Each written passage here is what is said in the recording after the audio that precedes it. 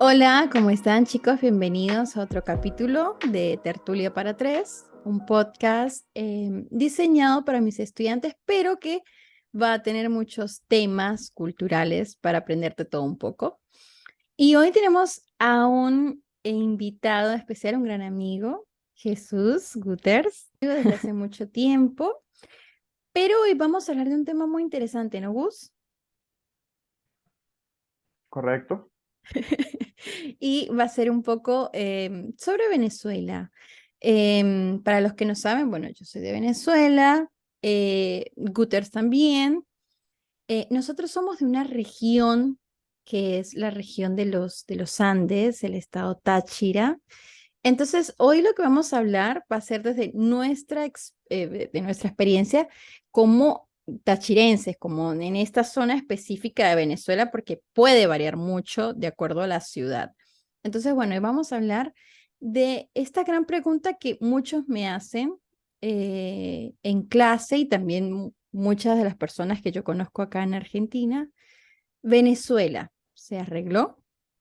Y bueno, para eso está Gus con nosotros hoy. Y bueno, nada, Gus, cuéntame, ahora tú estás en Venezuela, ¿no? Correcto, sí. Claro, Antes sí. estaba en Perú, estuve 4 años por fuera y bueno, regresé por lo que se suponía era un corto periodo de tiempo y bueno, ya tengo casi un año aquí en Venezuela de regreso. Claro, claro. Bueno, precisamente yo tengo muchos amigos que vivían acá en Argentina y que ahora o hace algunos meses se regresaron a Venezuela por este dicho de, no, ya Venezuela está bien, ya Venezuela se arregló. Entonces, ¿qué te parece? Así a simple vista, las primeras impresiones, la primera semana en Venezuela, ¿qué te pareció? ¿Que habían muchos cambios? ¿Cuáles fueron tus primeras impresiones? Sí, sí. Yo me llevé una gran sorpresa porque la ciudad a la que yo llegué, San Cristóbal, no fue la ciudad que yo dejé cuando me fui. Mm, O sea, me encontré una ciudad nueva prácticamente, donde los problemas que habían antes, pues ya no los encontraba y me pegó mucho pensar, ¿sabes? Por toda esta idea de que me fui cuando estaba todo muy mal y regresé cuando ya estaba todo arreglado. O sea, fue mm, como una sensación agridulce de ver mi ciudad bonita, pero también está esa sensación de que de repente tuve que luchar un poco más y hubiese estado aquí o si fue la movida correcta irme cuando todo está en su peor punto y pues regresar ahora que se mejoró en ciertos aspectos. sí. Pero sí fue un cambio tremendo. El comercio se destapó totalmente. Para los que no saben, bueno, en Venezuela hubo un problema muy grande y es que los víveres, los alimentos de primera necesidad no se encontraban tan fácilmente y si los encontrabas era un precio absurdo, cosa que ya no pasa actualmente. Entonces, me llevé una agradable sorpresa. Dentro de todo, en líneas generales, una agradable sorpresa el estado en que encontré la ciudad cuando regresé. Claro, por ejemplo, ahí es un punto interesante y focal, ¿no? Porque eh, depende desde qué punto ves a Venezuela. Yo salí de Venezuela en el 2016. eh, Estaba en su yo creo que peor momento, pero tal vez tú saliste. ¿En qué año saliste de Venezuela, En Gus? el 2018. En el 2018, claro, 2 años después, tal vez tú puedes decir, no, yo la dejé en su peor momento. Y esto es un tema bastante subjetivo, porque por eso también estoy haciendo esto, porque realmente yo no termino de entender lo que está pasando y cuando me preguntan no sé qué está pasando, porque es muy subjetivo, o sea, cada persona ve como algo desde su propia perspectiva y eso es lo que es tan confuso en algún lado, ¿no?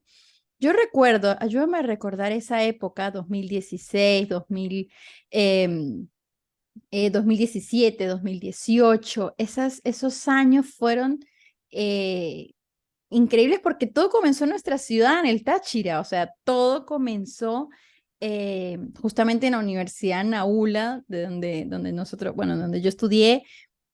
Todo comenzó ahí, en febrero del 2014, recuerdo, las guarimbas y la revolución de toda la gente a la calle. Y después fue cada año empeorando la situación.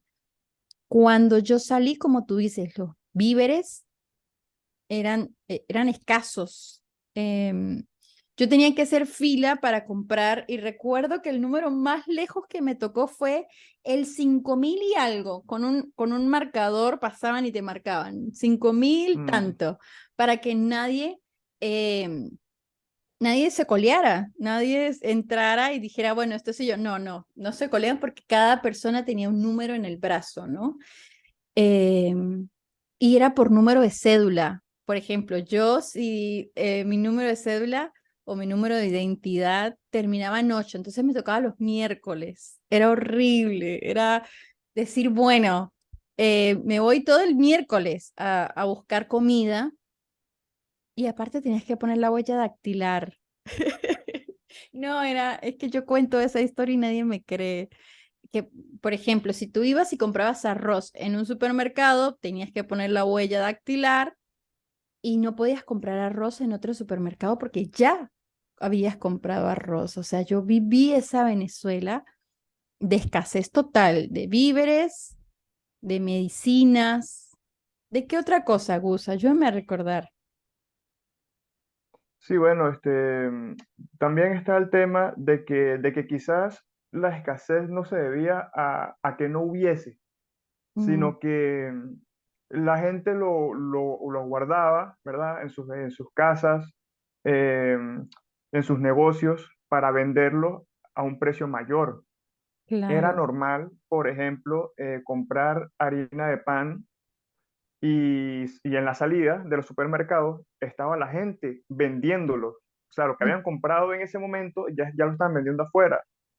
Entonces, sí, con el tema de los alimentos, la gasolina, la las gasolina. medicinas, sí fueron tiempos oscuros, me atrevería a decir, pero sí, logramos, bueno, salir de todo eso, gracias a Dios.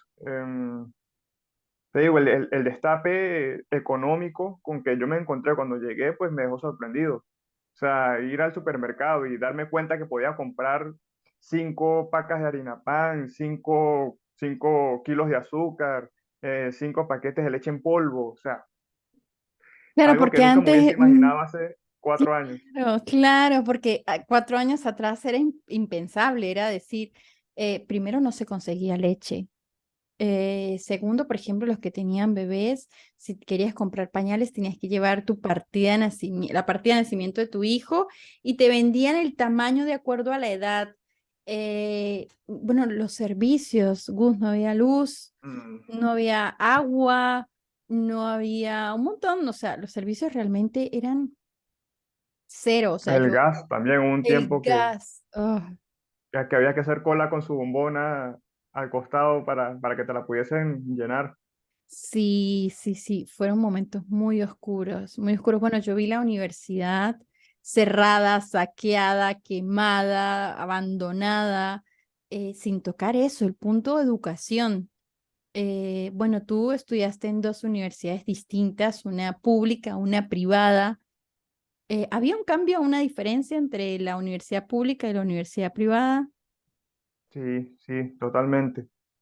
La universidad pública, o la UNED, la Universidad Experimental Nacional del Táchira, eh, era un foco de protesta muy, muy arraigado. De hecho, la gran mayoría salía de ahí de la ULA.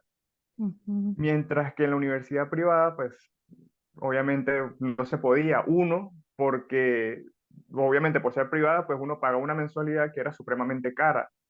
Entonces, claro, tú no vas a pagar esa cantidad de dinero para arriesgarte a que la cierren, a que la dañen, a que tengas que pagar más por los arreglos. Entonces, digamos que quizás como en las universidades las otras eran públicas, había menos sentido de pertenencia, Bueno, si la cierran, no pasa nada, si queman allá, pues lo queman, en algún momento recuperamos. Es como todo, cuando tocan el bolsillo de las personas, pues la situación cambia. Claro, claro, sí, sí, yo recuerdo la UNE, para los que no saben, es una universidad en su mayoría de carreras de ingeniería, ¿no? Si no me equivoco.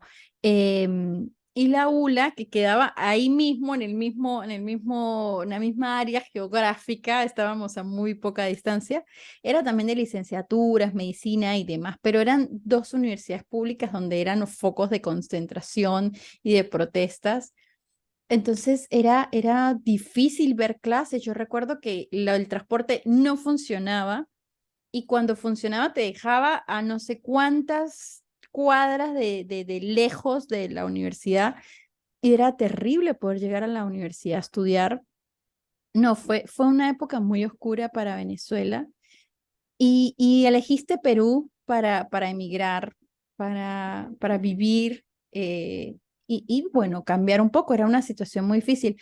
Cuando tú saliste, Gus, ¿saliste por aeropuerto, por frontera, por trocha? Porque eso era otro tema. Sí, no, yo tuve la fortuna de encontrar una muy buena oferta que no pudimos dejar pasar y por eso de hecho se adelantó el viaje porque los vuelos que estaban disponibles pues eran ya específicos, así Ujú. como de, hey, esta gente canceló su ticket, está disponible y me acuerdo que en ese entonces me costó $200 el pasaje en avión desde Bogotá hasta Perú, cuando un pasaje promedio costaba $500, $600. Claro. El pasaje por tierra costaba $200. Entonces nos fuimos para allá. Ese fue el destino que la vida nos escogió, porque Mm. como te digo, o sea, habían otros planes, pero hey, hay un vuelo para Perú desde Bogotá, está en $200, lo toman o lo dejan. Y bueno, me fui con un buen amigo y a empezar allá una nueva vida. Claro. Y fíjate lo curiosa que es la vida, que justo antes de regresarme a Venezuela, empecé a ver ciertas cosas que yo dije, hey, esto ya lo viví. El tema de que entre el cambio de gobierno tan brusco que tuvo Perú, o sea, estamos hablando de que en un mes tuvo 4 presidentes, o sea, una locura así total. Y en los supermercados empezaron a colocar letreros que decían solamente 2 kilos de azúcar por persona, solamente un paquete de papel higiénico por persona. Y yo pensando, hey, o sea, yo salí de un sitio Mm. así para caer en otro similar, o sea, Claro. ¿qué estamos haciendo aquí? Y, y bueno, y entre otros motivos, pues me llevaron a regresarme a esta bella patria donde estoy actualmente. Claro, es muy interesante, ¿no? Porque precisamente es lo que tú me dices, o sea, me fui porque surgió, porque salió, o sea, no era que nosotros como jóvenes decían, no, vamos a planificarnos, vamos a hacer esto, un esquema, vamos a ir con estos ahorros, no, o sea, la idea era salir, salgamos a donde sea, si, ¿a dónde llegamos? Allá vemos, pero ¿dónde vamos a vivir? No sé, vemos. O sea, pero era realmente eso. En mi caso también fue así. Fue, ok, ¿a dónde? Argentina, porque en ese momento nos gustaba.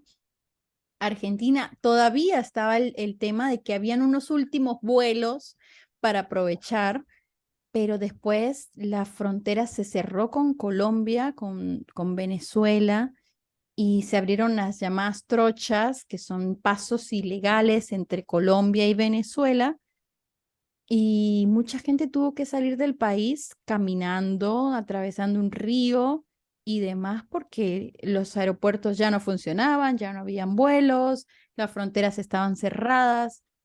Entonces fue muy, muy heavy esa época, fue muy, muy fuerte esa época.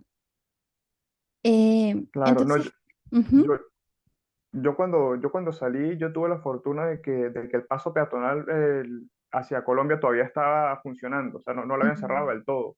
Lo habían cerrado, pero para los vehículos.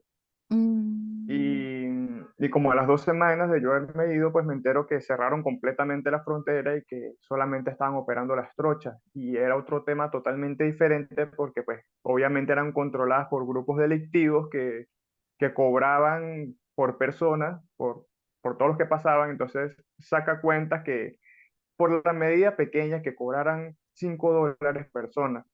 Estamos hablando de que habían comerciantes que iban y venían y estamos hablando de una población de como 2.000 personas diarias. Creo que leí yo una Mm, estadística hace poco, que eran 2.000 personas diarias que pasaban por cada trocha, que eran dos.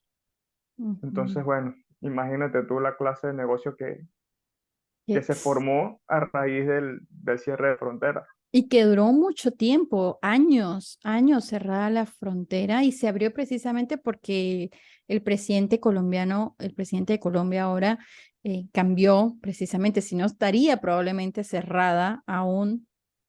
eh, pero sí yo recuerdo que, por ejemplo, si en Venezuela necesitábamos algo con urgencia, teníamos que cruzar la trocha, comprar la medicina o la comida o lo que fuese en Colombia y regresar por esas mismas trochas a Venezuela. Entonces fue realmente muy, o sea, la situación fue insoportable y por eso el éxodo masivo de venezolanos a literalmente cualquier parte del mundo, Colombia, porque pues, por ser el más cercano, pero de ahí en más, Perú, Ecuador, Chile, o sea, fueron muchos los que salimos así, bueno, nos vamos, adiós, chao. Otros tuvieron la oportunidad de planificarse un poco más, pero no fue el común denominador, fue más el que salió porque tenía que salir, porque no soportaba más la situación. Em, pero bueno, cuando hablamos ya esto para poner en contexto un poco lo que fue la Venezuela de que nosotros salimos, a la Venezuela actual, hay una gran duda, Gus, que es el cono monetario. La gente me pregunta un montón y yo te juro que no sé, porque hace mucho tiempo que yo no, o sea, yo veo en TikTok y en las redes sociales el billete de 1 millón, de no sé cuánto, y yo no entiendo. Y mi mamá siempre me dice que como nosotros vivimos en frontera con Colombia, en el Táchira, se maneja el peso colombiano, pero también hay un cono monetario venezolano, o sea, existe, se puede utilizar, se puede pagar. ¿Cómo es pagar algo en Venezuela ahora? Bueno, para los que, es que esa es la gran diferencia también social que hay actualmente, y es que hay dos clases de personas, pues los que ganan en bolívares y los que ganan en moneda extranjera. Esa es Mm, la gran diferencia. Entonces, ¿qué pasa? Los que ganan en bolívares hacia el centro del país, sí lo manejan en físico, lo manejan electrónico, y la moneda, hasta el sol de hoy, como dato curioso, ha perdido 19 ceros. De 19 ceros. 19 ceros en la reconversión monetaria. O sea, hemos tenido 7 reconversiones monetarias en la cual la moneda ha perdido 19 ceros, evidentemente, para que no se note la inflación que ocurre a diario.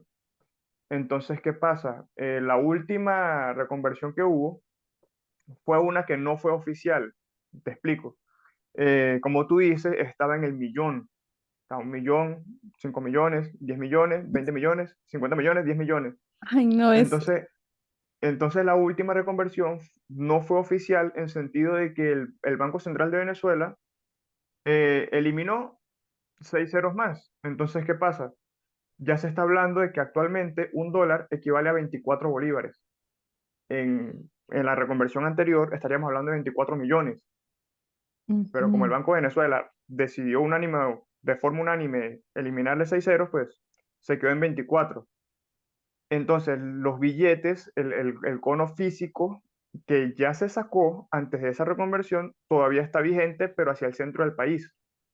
Mientras que aquí en la zona porque aquí en el Táchira, pues no manejamos el bolívar en físico, nos manejamos solamente en electrónico. Y pues obviamente es más fácil porque ya se pierde el tema de que diga millones, sino simplemente $1 son 24 bolívares. Y si vas a pagar $10, pues eso, son 240 bolívares y ya. O sea, no hay que quitarle ceros ni mucho Mm. menos, sino te riges por el Banco Central de Venezuela. porque aquí, bueno, la economía altachirense se basa únicamente, única y exclusivamente, pues, en peso colombiano y en el dólar estadounidense. Pero antes de seguir avanzando, 1 millón de bolívares. ¿Qué podías comprar con 1 millón de bolívares? Actualmente, con 1 billón de bolívares o un bolívar de los nuevos, nada. Nada. Existía Pues, porque tenía que existir, pero la devaluación se exacto. comió todo el valor del... Ok, ok. Te, Sí, te- te pongo un ejemplo aquí en contexto para que saques un poquito la conversión mental. Un refresco, una gaseosa de 2 litros cuesta 60 bolívares. Nada 60 más por bolívares. ahí saca las cuentas, sí.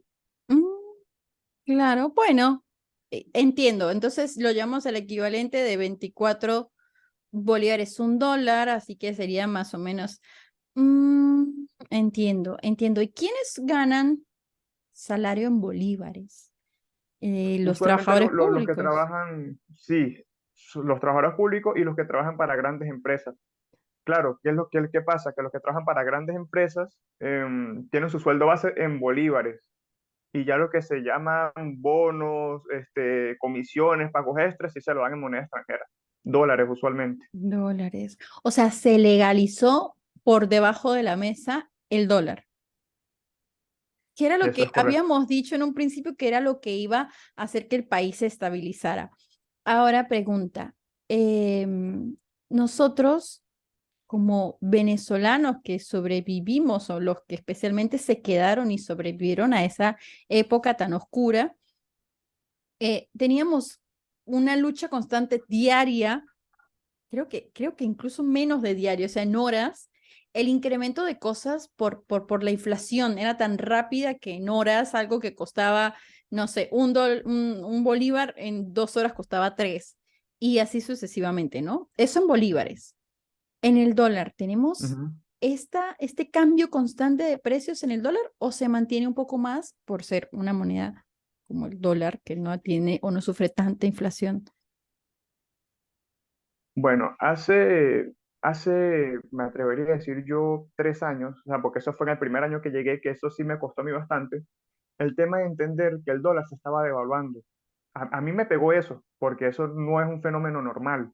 Claro. O sea, para tú poder devaluar el dólar, o sea, económicamente tienes que hacer locuras, Ujú, estando al mando, obviamente. Y, pero llegó un punto en que cuando abren la frontera con Colombia, cuando se empiezan a poner menos trabas o empiezan a quitar las trabas para traer y llevar mercancía, se estabiliza el dólar. ¿Por qué? Porque el dólar en Colombia, con respecto al peso, está estable. Se maneja entre 4.500 y 5.000 pesos por dólar. Se ha ujú, mantenido ahí. Que sube un poquito, pero o que baja un poco, pero queda ahí. Entonces, al ser tan dependiente de la economía colombiana, eso obligó al dólar a que se estandarizara también al precio del peso, de modo que claro. ya se dejaría de evaluar como tal el dólar. Entonces, se podría decir que esa absorción de la economía colombiana salvó que el dólar se siguiese inflando aquí Cl- en Venezuela. Claro, claro. Mira, qué interesante, porque también está la oferta a la demanda. Yo había escuchado como que, ajá, tal producto, no sé, un pasaje para Maracaibo, que es otra ciudad más al centro del país. Bueno, 30, ok, está bien. Ajá, y una persona que viene en el último momento que necesita subirse a ese 35. Si lo tienes, bueno, si no lo tienes, pues también. La viveza criolla, decimos nosotros. Bueno, llamémoslo viveza criolla o llamémoslo ese tipo de cosas que pasaban antes en Venezuela, ¿siguen pasando ahora? Pues, Sí, sí. Lastimosamente, la viveza criolla es un concepto bueno, que le precede su reputación y es una mm, realidad social que pasa todos los días en todos lados. O sea, tienes que estar pendiente de si pagas en bolívares, de saber en cuánto está la tasa en el Banco Central de Venezuela. Si pagas mm, en dólares, tienes que saber a cómo está en Cúcuta el peso. Si pagas en pesos, tienes que saber a cómo está el precio oficial con el bolívar, porque pues, es muy fácil que te suban los números y no te des cuenta. Claro. ¿Y cómo haces con eso? ¿Aplicaciones que te van Yo creo avisando? que es costumbre que otra cosa. Para mí, Costumbre. en mi caso personal, es costumbre. De que ya sé que el dólar está en 24, entonces hago mis cuentas mentales y saco un aproximado. Si sale de ese aproximado, se me enciende una alarma que empiezo a preguntar. Claro. No, no, no. Bueno, yo no soy tan buena en matemáticas, así que yo duraría tres horas pensando, ajá, el peso está en tanto, el dólar está en tanto, el dólar en el Banco Central en tanto. O sea, es literalmente un trabajo, nonón, que no, que la viveza criolla no te gane, que no pagues de más en un lugar. Ajá, y antes teníamos, por ejemplo, el que más tenía productos, lo vendía al precio que quería. Ahora todos tienen productos por igual. Por ejemplo, si yo antes tenía harina para hacer arepas, tenía muchas, yo las podía vender en un Ujú, precio. Y otra persona que tal vez no tenía tantas, ujú. la vendía al precio que quería. Y a otra, y así. Hoy se maneja como un precio estándar para todos o es lo mismo, el que quiere vender lo puede vender al precio que tiene, porque tenemos el tema de los precios justos que estaban en esa época o también, ¿cómo era que le llamábamos? Como Ujú. la regulación, como que tú vendías al precio que tenían que el gobierno te Precio imponía, regulado. el precio regulado, ahí está. ¿Hoy se maneja igual? Bueno, antes, yo no sé si tú recuerdas, pero las personas que tenían estos víveres que uno buscaba con desespero, llámese harina pan, llámese leche en polvo, llámese aceite, eran personas que estaban muy dispersas, en sentido de que te decían, bueno, en el centro hay una persona que está vendiendo aceite a $10, pero en el terminal hay uno que lo está vendiendo en 9. Entonces Ujú. tenías que hacer un viaje largo, ¿verdad? Para poder competir con un precio que te estaban dando, que de repente en la esquina de tu casa te lo están vendiendo a 15.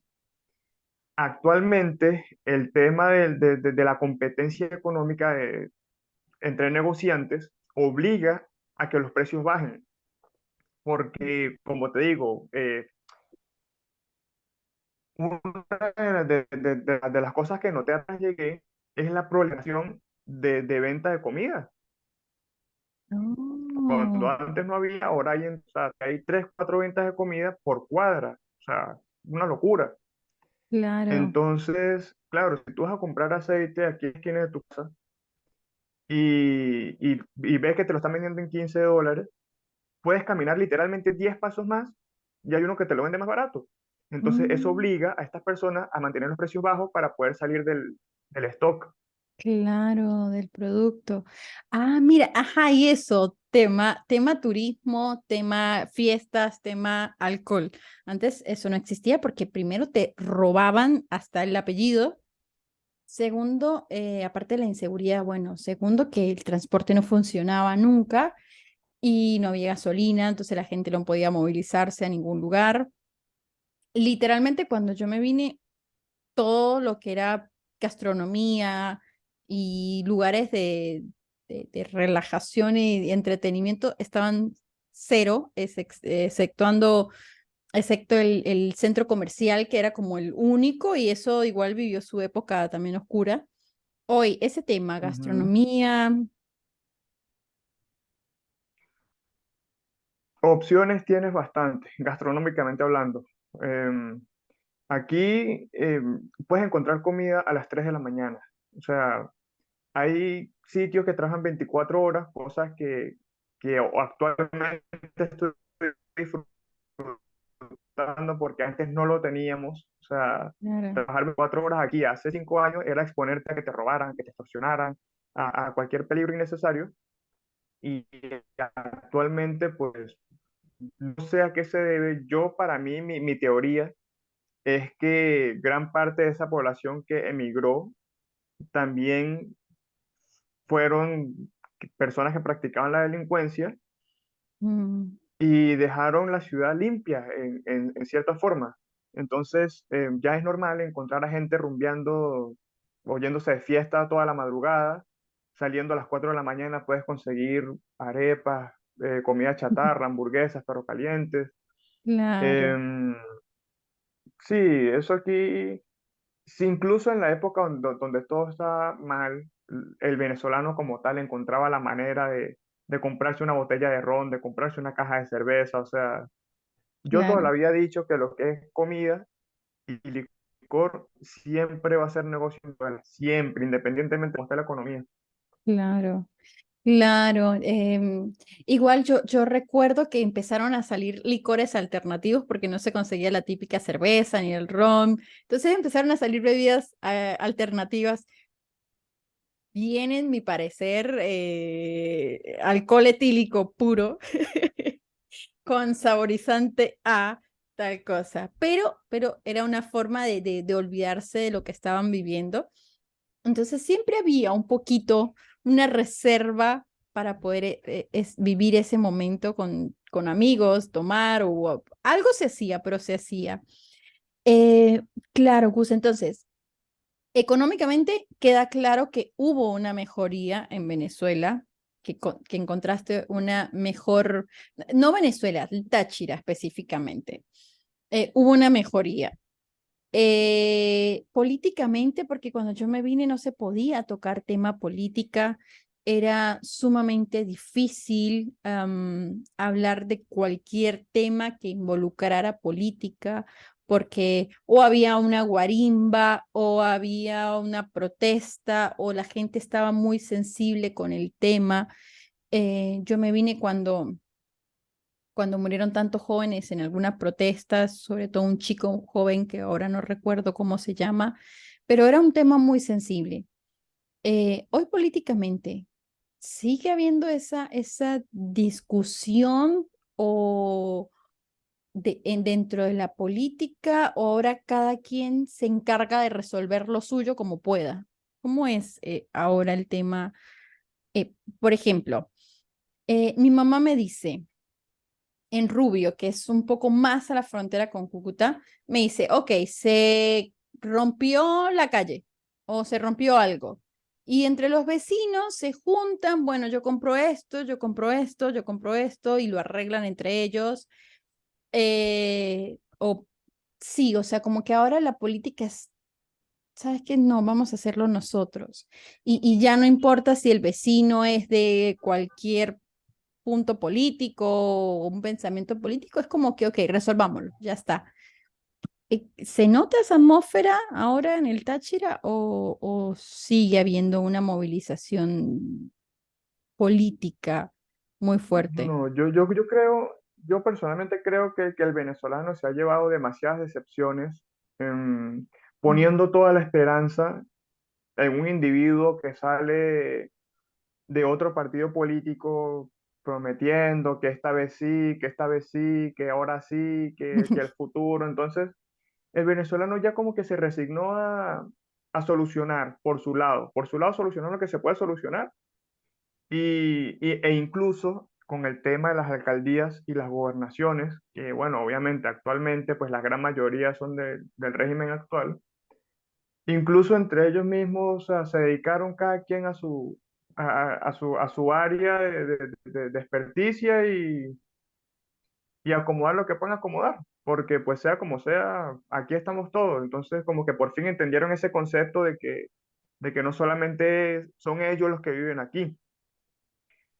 Voy a hablar yo personalmente por el estado de Táchira, por la ciudad de San Cristóbal, que hace tiempo pues era muy complicado que, por ejemplo, en una avenida se hayan dañado todos los postes y se tardó 2 años en que los acomodaran.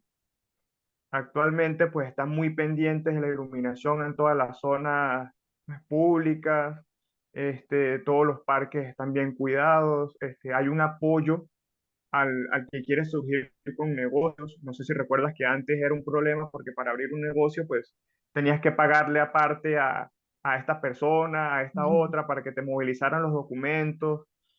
Actualmente ya existe un apoyo, ¿verdad?, del lado administrativo para que puedas montar tu negocio, para que pueda surgir, cosa que pues yo no veía antes. Claro. Mira, mira, muy, muy, muy interesante. Es que cuando tú me cuentas, pareciera que fuera una Venezuela sumamente diferente a la que yo dejé. Y por un lado me siento muy contenta de que estas cosas estén mejorando. Ahora, si nos vamos educacionalmente, la educación, cómo está? Porque hay un tema que bueno, Gus, y me habían contado, bueno, me habían contado, había leído una noticia, un artículo, donde decía que iban a darle la oportunidad a estudiantes de secundaria de ser los nuevos profesores, en vista de que los profesores que están graduados, licenciados, muchos no quieren ir a trabajar. ¿Qué sabes de este tema? Sí, bueno, es que todo comenzó porque uno, pues obviamente el sueldo que le pagan a los profesores es en bolívares y estamos hablando de que les pagan, creo que son 200 bolívares, que vienen siendo como $10, menos de $10 al mes. Claro, Entonces, claro, están exigiendo un aumento y, y pues como no fueron escuchados, comenzaron a protestar y pues muchos de ellos, pues obviamente les sale mucho mejor buscarse el dinero por fuera que esperar a que le depositen pues eso, que la verdad no es nada. O sea, claro, un kilo de queso cuesta 125 bolívares. Entonces, claro, trabajas un mes muchos de ellos por pues un kilo y un decidieron poquito. tomar esa vía. Ujú. Ujú. Entonces, claro, en esta situación, al ver que no les respondieron, pues no quisieron darles una solución, tan simple como que prefirieron retirarse y ya, o sea, dejar de trabajar y buscarse por otro sitio. Entonces, claro, ante la falta de profesores, creo que la única solución que pudieron tomar en vez de subirles un poco más el sueldo fue habilitar a los que están saliendo ahorita eh, de los colegios para que puedan ejercer la profesión, pues. O sea que claro, es complicado, ¿no? Porque en la historia de siempre los maestros han sido mal pagos en Venezuela. Bueno, no siempre, no siempre, pero en los últimos años sí. Entonces, antes yo recuerdo que cuando yo era mm, chiquita, estaba en primaria, secundaria, los primeros años, ser profesor era ser profesor, o sea, tenía un estatus, el gobierno o las empresas, las concesionarias te dan la oportunidad de sacar tu auto, habían distintas asociaciones de profesores para construir casas y demás, y era un, un objetivo, o sea, ¿qué quieres ser cuando seas grande? No, quiero ser profesora porque tienes vacaciones, jubilación y un salario y puedes comprarte un autito y hoy en día han sido como los más golpeados por toda esta situación y aunque han mejorado muchas cosas, los profesores siguen siendo desplazados y ahora por chicos que tal vez no están preparados para enseñar a quién, a los más chiquitos, a primarias y preescolar sería. Y secundaria. Ah, no, no es, raya en lo absurdo, ¿no? Aunque me imagino que va a haber una preparación, una mejor preparación para ellos. Yo fui a Venezuela en el 2019 y cuando fui, me conseguí con que los liceos veían clase 2 o 3 veces a la semana porque no había luz, porque no había agua. Entonces, me estás diciendo que esos chicos que veían 2 días de clase a la semana o 3 son los que van a ser los nuevos profesores de estos niños. Entonces, es difícil, ¿no? Porque Venezuela estuvo entre muchas universidades de Venezuela estuvo como entre las mejores universidades a nivel internacional y ahora nos conseguimos con una educación que es lo que menos importa ahora. Sí, es como lo que quedó abajo en el escalón fue la educación, en comparación con la mejoría en lo gastronómico, y en otras áreas. Y es muy triste, ¿no? Porque creo que es uno de los pilares más importantes, pero no sé qué piensas. Sí, sí, la verdad es que las profesiones más importantes que están infravaloradas son los profesores. O sea, son literalmente, como tú dices, el pilar de la sociedad actualmente y dejarlo en manos de personas que la verdad no están preparadas para eso, pues sí, sí da para preocuparse. Claro. Bueno, es muy interesante. Es muy interesante y muy triste y sigue siendo parte de una de las cosas que todavía falta por mejorar y que no sé realmente si va a mejorar en algún momento. Pero bueno, tenemos la parte social, la parte económica que mejoró, la parte educacional que lamentablemente sigue estancada y cada vez peor. Eh, ¿Te quedarías a vivir en Venezuela después de volver, después de estar 4 años fuera de Venezuela y haber llegado y encontrarte con esto? ¿Te quedarías a vivir en Venezuela? Si fuera para mí personalmente, para mí, sí lo haría. Pero para mis hijos, que en un futuro espero tenerlos, no. Claro, claro. Eh, sería ir, porque, por ejemplo, mucha gente me dijo, ¿no? Zuli, me regreso porque de sufrir en otro país sufro en el mío. eh, de pasar necesidades en otro país, las paso en el mío y estoy con mi familia y estoy bien.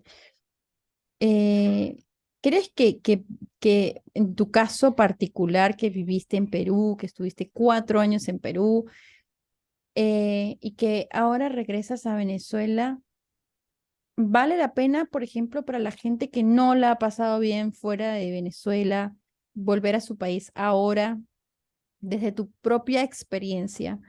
Eh, Esto de si sufro en otro país, sufro en el mío, ¿para ti tiene un poco de sentido? O sea, sí y no.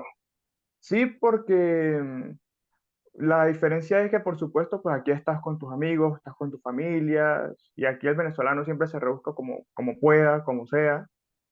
Pero también está el tema de que hay países que en vez de ayudar al que viene de afuera, le ponen trabas y se lo vuelve una situación insostenible, que la verdad, a fin de cuentas, pues no tendría sentido continuar en un sitio donde pues eventualmente no vas a poder seguir. Te pongo un ejemplo. En Perú, el tema de la documentación es Mm. un desastre. O sea, la documentación para el extranjero es un desastre. Empezando porque el sistema pues nunca genera citas, sino para dentro de 6 meses. Entonces estamos hablando de que es el Estado el que te dice que dentro de 6 meses que vas a tener la oportunidad de sacar tu documento.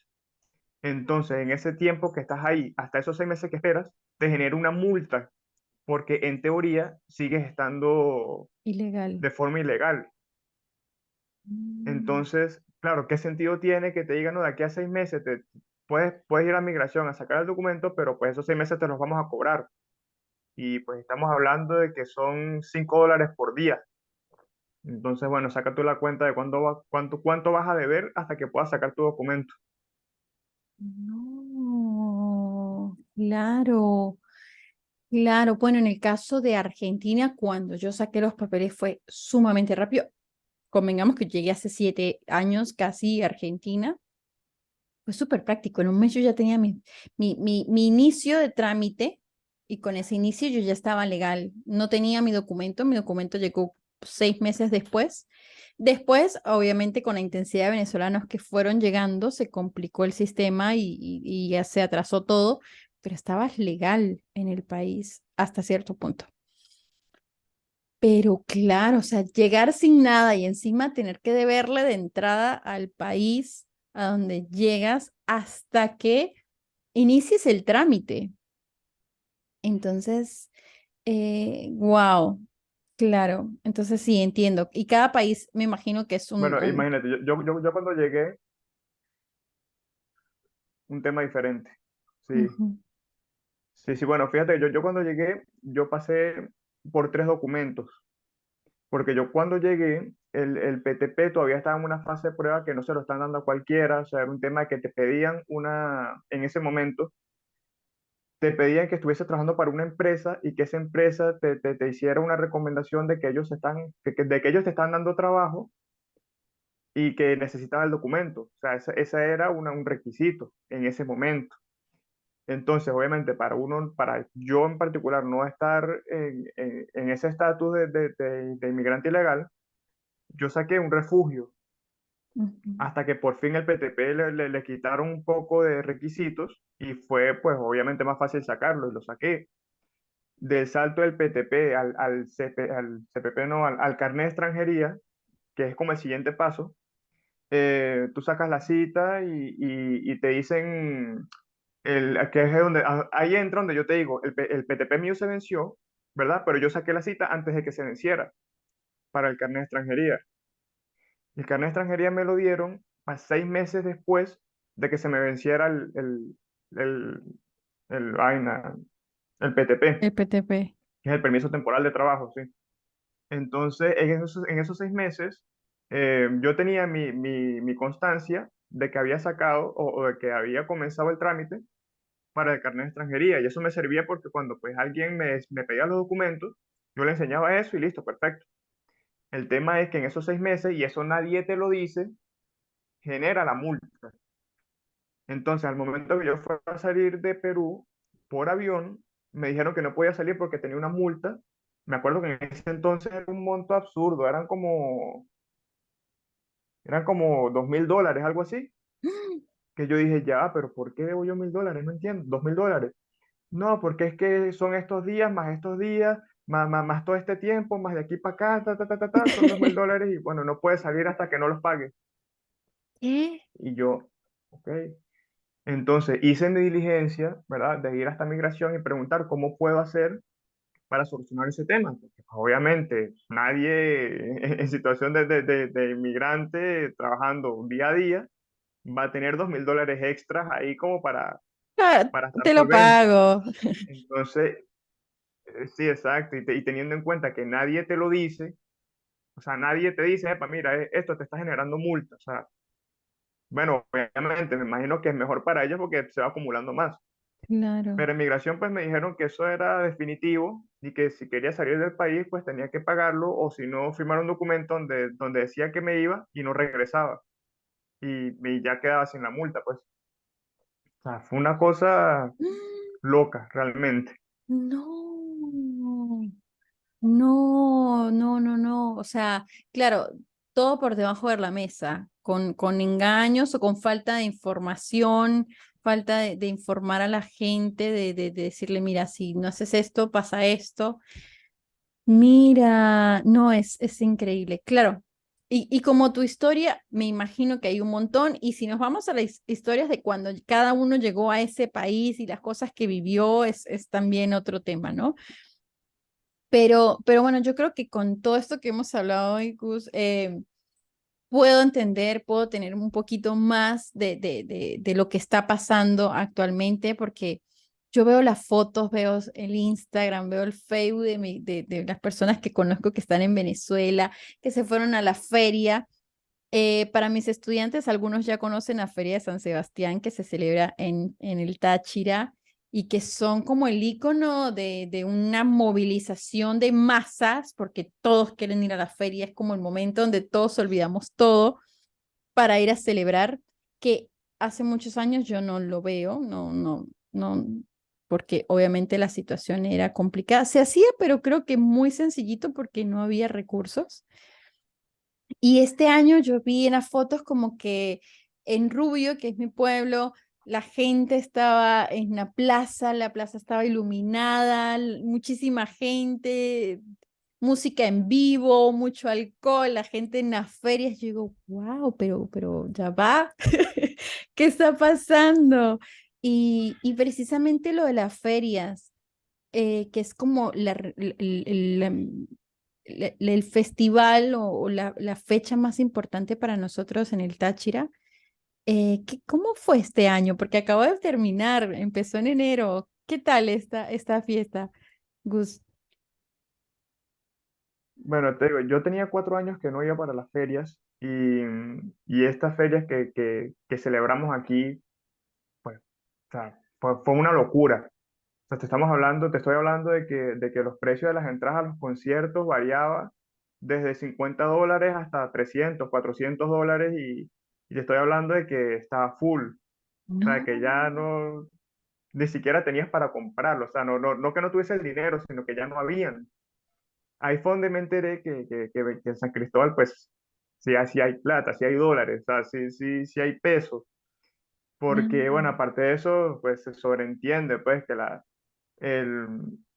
ingesta de licor también es un factor determinante. De hecho, a mí me causó gracia de que aquí en la esquina de mi casa hay un hogar para señores mayores que lo atienden una hermandad, perdón, una hermandad, no, una iglesia, con padres, monjas y demás. Y hasta ellos están vendiendo cervezas, o sea, en la feria. Una cosa, no. Mira, un montón. Y el tema de la corrida de toros, porque nosotros es una de las costumbres de la Feria de San Sebastián, que es la corrida de toros, que incluso en España ya están como ese movimiento antitaurino y nosotros allá en San mm, Cristóbal, no, la corrida. Todavía sigue siendo, sí, un gran acontecimiento, la Plaza de sí, Toros. sí. Y este año tengo entendido que, que la razón por la que hubo tanta afluencia de gente hacia la corrida de toros es porque en Colombia lo eliminaron totalmente. Entonces, la corrida de toros de aquí la hicieron binacional para que esa gente que no pudo ir en Colombia, pues la puede verla aquí. Y Claro. esas entradas sí, o sea, sí estaban costosas. O sea, la más barata costaba $100. Y estamos hablando de que la de mayor precio eran 600. O sea, fue una locura No, y eso estaba a reventar. $600. O sea, no. O sea, ni aquí en Buenos Aires ni viendo a Justin Bieber me parece que costaban $600.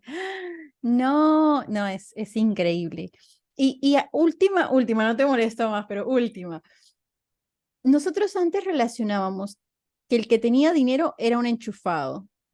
Estaba dependiendo directamente del gobierno. Hoy en día podemos decir que el que tiene dinero es el enchufado, desde tu No, perspectiva, desde lo que tú puedes ver. no, yo considero que esa línea ya fue eliminada. O sea, aquí ya el dinero tiene el que se lo busca porque pues actualmente con la liberación del dólar y la acuñación del peso, pues la verdad, no, o sea, no tienes trabas a la hora de conseguir dólares, que ese era el gran problema de aquella Venezuela, que Claro. solamente podías tener los dólares que el gobierno te designaba para que tú tuvieses, no podías tener más. Y si los querías, pues te los ponían al doble de caro. Actualmente Mm. puedes comprar dólares aquí en la esquina de la casa, todos los dólares que quieras. Mira, mira. ¿En el banco también o no? En el banco también. Ujú. Dato curioso, es más fácil actualmente abrir una cuenta en dólares en el Provincial, en el Banco de Venezuela, que abrirla en bolívares. Yo intenté abrirla en bolívares y me pusieron tantos peros que preferí sacarla en dólares y ya. Mira, claro, porque les conviene que entren dólares al país no, es increíble, es increíble. Pero dentro de todo estoy feliz por la gente que se quedó, porque yo recuerdo cuando me vine y yo veía el mapita de Venezuela completamente oscuro y el resto de Latinoamérica, porque fue una época donde hubo muchos apagones de luz, pero para nivel nacional, y yo recuerdo a la gente sufriendo por calor, por falta de servicios esenciales, por falta de comida, por falta de medicina, y hubo mucha gente que se quedó y que tuvo la esperanza, porque no tenía más que eso, esperanza, tal vez no tenía cómo irse, no tenía la edad, por ejemplo, en el caso de mi mamá, siempre se aferró a su casa, a sus animalitos, a la mascota, al clima, a la comida, a su familia. Dijo, no voy, no me voy. Y bueno, esa gente terminó volviendo a reencontrar, volviendo a ver a una Venezuela no perfecta, pero sí mucho mejor de lo que es cuando nosotros salimos, ¿no? Eso es Entonces, correcto. claro, es lindo, Gus. Así que bueno, nada. No sé si te gustaría decirnos algo, contarnos algo antes de terminar este capítulo. Bueno, todas las personas que estén por fuera y que estén pensando en regresar, les diría que lo piensen bien porque pues no es cambiar una cosa por otra solo porque sí, siempre es buscando el bienestar personal de tanto de la persona como de la familia. Y si de verdad sientes que preferías echarle voluntad aquí en tu país, hazlo. O si estás mejor por fuera, pues no te preocupes, que aquí la gente está bien. Entonces, siempre busca el bienestar para ti, que ya todos los demás lo buscamos por nuestra cuenta. Ay, qué lindo, y eso me recuerda algo muy interesante, y era que todos los que salimos se nos quedó la mitad del corazón en Venezuela en ascuas porque decíamos, Dios mío, no hay luz, no hay agua, hay que mandarles dinero porque no, no, no. Hoy me pasa lo contrario. Hoy me pasa que, por ejemplo, Venezuela es mucho más cara mantenerla desde afuera que desde adentro. O sea, yo quiero enviar dinero a Venezuela y es caro para mí que estoy en Argentina y que, bueno, no es una mentira que Argentina no está del todo bien. Y en Venezuela es como, no sé, por ejemplo, había un meme que decía, oh, envié $500, muy bien. Y en Venezuela ya es como, sí, gracias. Muy bien, gracias por la propina. Y realmente, bueno, $500 es imposible, por lo menos para mí, pero no sé, $80, $50. Y en Venezuela eso ya hoy en día no sí, sí, gracias, hija. Eh, no, no en mi caso personal, claro, esta mamá siempre fue muy, muy linda y cuando podía, podía, cuando no podía, no podía, pero hubo gente que realmente tenía que trabajar pensando en que su familia dependía de ella, ¿no? Eh, Hoy ya las cosas están mejor y también es un peso menos para los que salimos y dijimos, bueno, ya está un poquito mejor la cuestión y ya todos nos podemos empezar a ayudar, ¿no? Entonces, bueno, nada, Gus, Exactamente. un placer tenerte conmigo, con nosotros. Gracias por contarnos todo esto que desde primera mano, desde tu perspectiva, ya habrán otras personas que nos puedan contar si es así en Caracas, si es así en Maracaibo, que fue una de las ciudades más golpeadas, o si fue así en cualquier otra ciudad. Nosotros hablamos hoy del Táchira, que es nuestra ciudad, que es frontera con Colombia, y eso influye muchísimo en la economía de nuestra ciudad porque es frontera con Colombia, y que yo he visto un crecimiento bastante interesante desde que se abrió la frontera. Es como que, ok, estamos volviendo, exceptuando por la educación, pero la verdad es que me contenta, así que gracias por acompañarnos, Gus. Un placer es mío.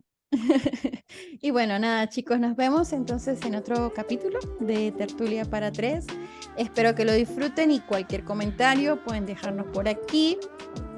Pueden revisar las redes sociales, Spanish con Su. Y bueno, nos vemos en una próxima. Adiós.